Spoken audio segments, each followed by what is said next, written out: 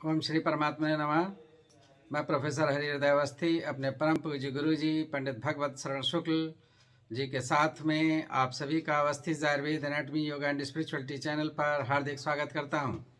गुरु जी गीता पे अपना प्रवचन कर रहे हैं। आप वेद, उपनिषद, पुराण और गीता के मर्मज्ञ हैं, धर्मशास्त्र के विशेषज्ञ हैं। और 12वें अध्याय के 11वें श्लोक जिसमें भगवान कह रहे हैं कि तुम सभी कर्मों के फल को त्याग दो तो भगवत प्राप्ति होगी, मेरी प्राप्ति होगी। तो उसका विश्लेषण गुरु जी करेंगे। तो अब हम लोग चलते हैं गुरु जी की ओर। त्वमेव माता च पिता त्वमेव बन्धुश्च सखा त्वमेव विद्या द्रविणं त्वमेव सर्वं मम देवदेव। कृष्णाय वासुदेवाय हरये परमात्मने प्रणतक्लेशनाशाय गोविंदाय नमो नमः। इस चैनल से संबद्ध सभी विद्वद्गण, सभी जिज्ञासु छात्रवृंद, सहृदय सज्जन वृंद और इस चैनल के संस्थापक तथा प्रबंधक आचार्य हरिहृदय अवस्थी जी, हम लोग गीता ज्ञान यज्ञ के इस शुभ अवसर पर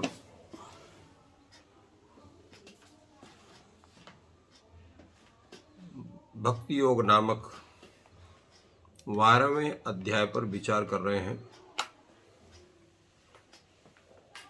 भगवान ने कई उपाय भक्ति करने के लिए बताया, जिनकी चर्चा हम लोगों ने पूर्व व्याख्यान में किया है। आज हम एक विशेष चर्चा को लेकर के उपस्थित हैं, जिसका विचार 11वें श्लोक में किया गया है।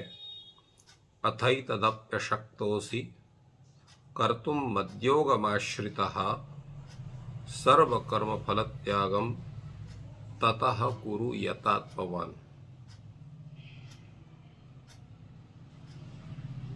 भगवान ने पूर्वोक्त जिन उपायों को बताया, उन उपायों में से आज जो है एक अलग उपाय भगवान बता रहे हैं। क्योंकि भगवान का तात्पर्य है कि जिस भी रूप में आप उस परमात्मा के शरण में आएं, उनके विषय में सोचें, उनके नाम गुण का संकीर्तन करें और उस भक्ति से संबद्ध हों। आपकी मन, बुद्धि, शरीर की जो भी योग्यता बनती है, उसके आधार पर उस परमात्मा की भक्ति कर सकते हैं। तो इसलिए ऐसा जो कोई व्यक्ति है जो अभ्यास नहीं कर सकता है, क्योंकि भगवान ने कहा अभ्यास जो है अभ्यास योग्य न तो तुम आविच्छातुम, धनंजय कहा। दूसरे में कहा अभ्यासे समर्थोसी मत कर्म परमो भव। जितने कर्म है सब मेरे लिए करो। इसमें कहते हैं भाई ऐसा है कि ठीक है, आप जो है सभी कर्म मेरे लिए नहीं कर सकते हैं, क्योंकि आपकी जो योग्यता है वो ऐसी नहीं है कि आप जो है मद्योगमाश्रिता, माने जितने भी कर्म हैं, जितने भी कार्य हैं, तो उन कार्यों को करने में केवल उस परमात्मा के लिए कार्य करना है, ये भी आपसे संभव नहीं हो रहा है। उसी को मद योग, मदुद्देश्यक कर्म विधान, अर्थात परमात्मा को उद्देश्य करके सकल कर्म विधान, ये 10वें श्लोक में भगवान ने बतलाया था। मत कर्म परमो भव, भगवान ने कहा और इसमें श्लोक में 11वें में कहते हैं अथ एतत् अपि अशक्तोसि, इस काम को भी नहीं कर सकते हो, क्योंकि तुम्हारा जो अहंकार है या तुम्हारी जो जन्म से लेकर के आज तक जो तुम्हारा स्वभाव बन चुका है, क्योंकि स्वभाव के लिए भी कहा जाता है स्वभावो दुरतिक्रमः, स्वभाव का अतिक्रमण करना संभव नहीं होता जल्दी, बहुत साधना होती है तब स्वभाव में परिवर्तन होता है, साधना करते करते करते। इसलिए एक समय होता है स्वभाव को शुद्ध करने का, और वो होता है विद्यार्थी जीवन, जिसको हम लोग ब्रह्मचर्य आश्रम कहते हैं। तो विद्यार्थी जीवन ब्रह्मचर्य आश्रम का जो स्वरूप था वो गुरुकुल पद्धति में था, जहाँ पर 7.5 वर्ष की अवस्था में ब्राह्मण का बच्चा और 10 साल की अवस्था में लगभग क्षत्रिय का बच्चा, 12 साल की अवस्था में वैश्य का बच्चा, और इसी तरह से 15-16 वर्ष की अवस्था में अन्य बच्चे सब गुरुकुल में पहुंचते थे और अपने शास्त्र के अनुसार उन ग्रंथों का, शास्त्र का, कला का, विद्या विशेष का ग्रहण करते थे। और जिसमें सर्वप्रथम विद्या ग्रहण से भी जो आवश्यक तत्व था वो आवश्यक तत्व था चरित्र निर्माण। इसलिए हमारे यहाँ 2 शब्द है, वित्त वृत्त। अगर किसी का वृत्त गड़बड़ा गया, वृत्त माने चरित्र, वित्त माने धन, तो अगर किसी का चरित्र गड़बड़ हो गया तो फिर वो जीवन उसका बिगड़ जाता है। और वित्त गड़बड़ हो गया तो वित्त बाद में भी आ सकता है, किंतु अगर चरित्र गड़बड़ा गया तो फिर दोबारा सुधरना उसका बड़ा मुश्किल होता है। इसलिए गुरुकुल पद्धति में विद्या प्राप्ति के साथ साथ चरित्र निर्माण का एक स्वरूप हो, इसलिए जो वहां से निकलता था अत्यंत चरित्रवान होता था।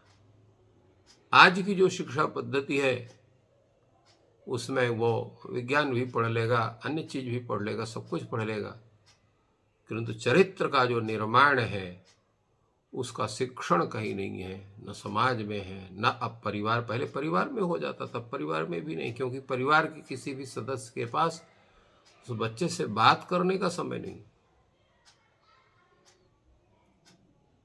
तो इसलिए चरित्र निर्माण का है सर्वप्रथम उपयोगी है। इसलिए यहाँ पर जिसका चरित्र पूर्ण रूप से सुधर नहीं पाया और वो भी भगवान की भक्ति करना चाहता है, तो ऐसा व्यक्ति वो परमात्मा को उद्देश्य करके सकल कर्म नहीं कर सकता, क्योंकि उसकी बुद्धि बिगड़ी हुई है। परंतु पूर्व जन्म के संस्कार या किसी गुरु का उपदेश उसको उस भगवान के प्रति समर्पित होने की प्रेरणा देता है। तो ऐसा व्यक्ति उस परमात्मा की आराधना कैसे कर सकता है? भगवान कहते हैं सर्व कर्म फल त्यागम ततः कुरु यतात्मवान। पहले आपको यतात्मवान बनना है। यतः नियतः आत्मा यस्य सः, या यतश्चासौ आत्मा इति यतात्मा, यतात्मा अस्ति अस्य असौ यतात्मवान। जिसका आत्म तत्व पूर्ण रूप से संपूर्ण इंद्रियों को नियंत्रित करके स्थित है, वो यतात्मवान है। नियतः नियतश्चासौ आत्मा इति नियतात्मा, नियतात्मा अस्ति अस्य इति नियतात्मवान। जिसका आत्म तत्व पूर्ण रूप से नियमित है। नियमित का तात्पर्य क्या है? शास्त्रोचित कर्म विधान में ही इंद्रियों की प्रवृत्ति बन सकती है, मन की प्रवृत्ति बन सकती है, अन्यत्र नहीं बन सकती है। तो जो यतात्मा है वो गलत कार्य कर ही नहीं सकता है, नहीं तो यतात्मा नहीं बनेगा। वो यतात्मा बनने के लिए इंद्रियों के संपूर्ण जितने विषय हैं उन विषयों में उनका जो उपभोग है वो शास्त्र के अनुसार होगा। शास्त्र विधान के अनुसार जो भोग इंद्रियों के माध्यम से विषय का होता है उसमें यथात्मता बनती है।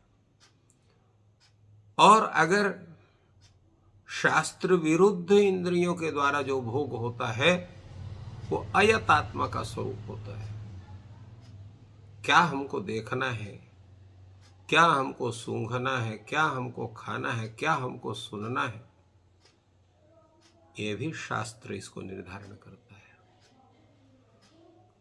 क्यों कि व्यक्ति का जो परम उद्देश्य है वह धर्म का प्रथम है, इसके बाद फिर अर्थ है, इसके बाद काम है, अनंतर मोक्ष है। तो चारों पुरुषार्थ की सिद्धि में ये जो दो हैं, धर्म और मोक्ष, तो इन एक जो है परम सिद्धि और एक परम उपाय है। धर्म परम उपाय है क्योंकि धर्म के आधार पर ही अर्थ का चिंतन होगा, काम का चिंतन होगा, तभी मोक्ष की उपस्थिति बनेगी। अगर प्रथम पुरुषार्थ का साधन ठीक से नहीं किया गया तो द्वितीय भी गड़बड़ाएगा, तृतीय भी गड़बड़ाएगा और चौथा तो सिद्ध ही नहीं होगा। तो इस कारण से भगवान ने कहा यतात्मवान, पहले आपको यतात्मा होना है, अपने इंद्रियों को पूर्ण रूप से अपने नियंत्रण में करना है। अपना नियंत्रण का तात्पर्य है शास्त्रानुसार इंद्रियों के द्वारा विषय का उपभोग करना, स्वेच्छा नहीं करना। क्योंकि गीता में भगवान कहते हैं तस्मात् शास्त्रम प्रमाणन्ते कार्याकार्य व्यवस्थितौ, क्या कार्य है क्या अकार्य है इसकी व्यवस्थिति में शास्त्र प्रमाण है। तस्मात् शास्त्रम प्रमाणन्ते कार्याकार्य व्यवस्थितौ, तो अकृत्वा शास्त्र विधानोक्तम, तो शास्त्र विधान के अनुसार जो कृत्य होता है वो यथात्म का स्वरूप निर्माण होता है उससे। तो पहले यथात्मा बनना, जब यथात्मा हो गए तब आप सर्व कर्म फल त्यागम कुरु, इसलिए कहा यथात्मान ततः कुरु सर्व कर्म फल त्यागम। फिर आप जो है संपूर्ण कर्मों के फल का त्याग, निष्काम कर्म योग, जिसके विषय में तृतीय अध्याय में, चतुर्थ अध्याय में बड़ा सुंदर विवेचन भगवान ने किया है, जिसकी चर्चा हम लोग पूर्व में किए हैं। तो संपूर्ण कर्म हमको करना है, क्योंकि जब हम यथात्मा हो गए, उस परमात्मा को प्रति पूर्ण समर्पण हो गया, काम करना है, क्योंकि बिना काम किए कोई एक क्षण भी नहीं रह सकता। नहीं कश्चित् क्षणमपि जातु तिष्ठति अकर्म कृत, बिना कर्म के नहीं रह सकते। कर्म तो होगा ही, तो कर्म होगा तो उसका फल भी होगा। और कर्म और कर्म को जानना बड़ा मुश्किल है। किम कर्म किम अकर्मेति पंडितो यत्र मोहिता, कर्म और कर्म के विषय पंडित भी भ्रम में पड़ जाते हैं। कभी कभी अकर्म भी कर्म जैसे भासता है, कभी अकर्म जो कर्म जो है अकर्म जैसे भासता है, तो भ्रम होता है। किम कर्म किम अकर्मेति कवियोप्यत्र मोहिता, भगवान ने इसलिए कहा। तो शास्त्र ही हमारा मार्गदर्शन करता है। इदम कर्म इदम अकर्म, इसका ज्ञान कौन कराता है? शास्त्र कराता है। इसलिए शास्त्र के अनुसार ही जीवनचर्या बननी चाहिए, और तभी हम यथात्मा बनेगा, और तभी सर्व कर्म फल त्याग हम कर सकते हैं। क्योंकि हम जानते हैं कि केवल कर्म करने में हमारा अधिकार है, उसके फलभोग में अधिकार हमारा नहीं है। कर्मण्येवाधिकारस्ते मा फलेषु कदाचन, ऐसा करके भगवान कहते हैं। और इसलिए हम जो है उस परमात्मा के प्रति अपने संपूर्ण कर्मों को अर्पित करें, यह हमको करना पड़ेगा। अब एक बात उठती है यहाँ पर कि भगवान ने कहा पूर्व में कि मदुद्देश्य कर्म कर लो, अर्थात अपनों को उद्देश्य करके कोई कर्म मत करो। और इसमें कहा अथ एतदपि शक्तोसी अशक्तोसी कर्तुम मद्योगमाश्रिता। तो अर्थात मुझको उद्देश्य करके जितने कर्म तुम करने वाले वो नहीं करने में समर्थ हो। इसका तात्पर्य क्या है? इसका तात्पर्य यही है कि कर्मयोग की ये साधना है वो बड़ी कठिन नहीं है, आराम से किया जा सकता है। फिर भी कोई ऐसा व्यक्ति है जो कहीं न कहीं उसकी जो बुद्धि है वो पूर्ण रूप से शुद्ध न होने के कारण भगवद्देश्य कर्म स्वोद्देश्य कर्म होने लग जाए। जैसे आप राम राम कभी जपते हैं, थोड़ी देरों के बाद आपका ध्यान छूट जाता है कि हम राम राम जप रहे हैं, केवल जिह्वा राम राम जप रही है। और जब ध्यान छूटता है तो जिह्वा भी राम राम कहना बंद कर देती है। आप जो सोचते रहते हैं उसके विषय में भी जिह्वा भी सोचने लगती है। यही है व्यक्ति का पूर्ण समर्पण का अभाव होना। तो जब ये स्थिति बनती है तो परमात्मा उद्देश्य कर्म बीच में गड़बड़ा जाते हैं। इसलिए भगवान ने कहा अथ एतदपि अशक्तोसी कर्तुम मद्योगम आश्रिता। अच्छा, दूसरा क्या है कि इसमें ये कर्म करने में, संपूर्ण कर्मों का फल त्याग करने में कुछ नहीं करना है। कर्म तो हम कर ही रहे हैं, केवल फल की इच्छा का त्याग करना है। तो फल की इच्छा का त्याग तो किया जाए, यद्यपि वो भी बड़ा सरल नहीं है।